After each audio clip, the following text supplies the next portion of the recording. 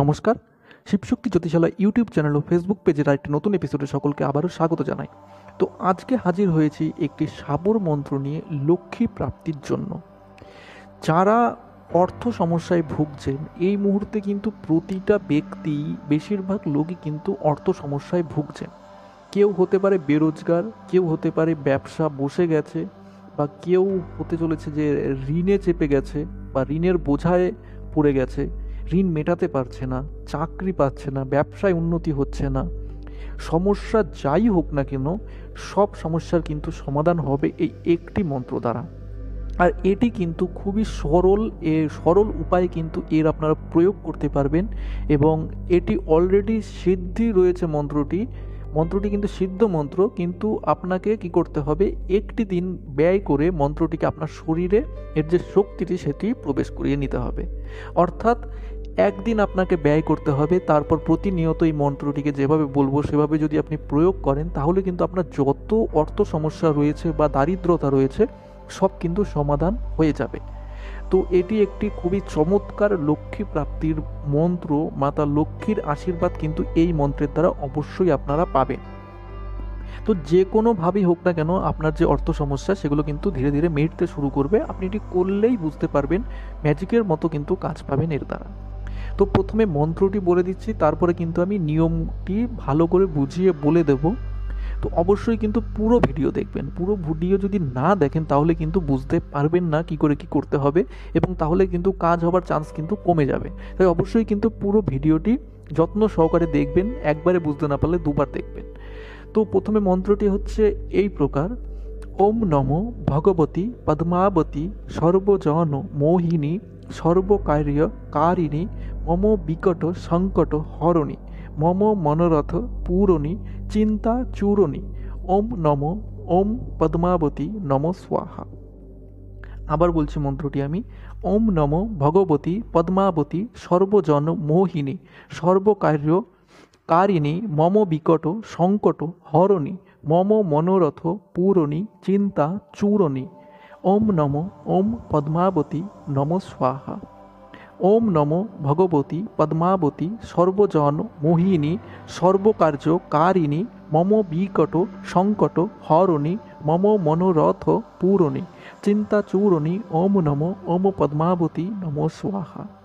তো আশা করি মন্ত্রটি বুঝতে পেরেছেন। এর দ্বারা কিন্তু সমস্ত সমস্যা আপনার অর্থ সম্পর্কিত, অর্থাৎ দারিদ্রতা যেরকমই হোক না কেন, তা কিন্তু ধীরে ধীরে নাশ হবে, এবং আপনি এর ম্যাজিকের মতো কিন্তু কাজটি আপনারা দেখতে পারবেন এর প্রয়োগ করলেই। তো সবার প্রথমেই কি আপনাকে একটি সিদ্ধ যোগ খুঁজে বের করতে হবে। সিদ্ধ যোগ কোনগুলো? সিদ্ধ যোগ যেরকম হতে পারে হোলি, দীপাবলি, বিজয় দশমী বা গ্রহণকাল, বা গুরু রবি পুষ্য নক্ষত্রে কিন্তু এই কাজগুলো আপনি করতে পারেন। গুরুর বা রবির কিন্তু পুষ্য নক্ষত্রে আপনারা কিন্তু এই কাজগুলি করতে পারেন।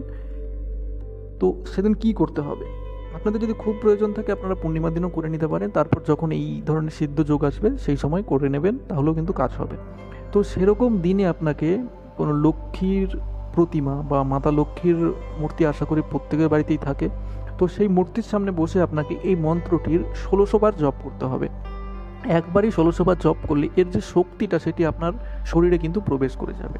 কারণ এটি আপনি ইউটিউব থেকে এরকমভাবে নিচ্ছেন, যদি গুরুর কাছ থেকে ডাইরেক্ট নিতেন সেটা শক্তিটা কিন্তু পুরোপুরিভাবে পেয়ে যেতেন আপনি। তো আপনাকে এটি নিজের শরীরের শক্তিটা ধরার জন্য আপনাকে প্রথমে 1600 বার জপ করে নিতে হবে একটি শুভ দিন দেখে।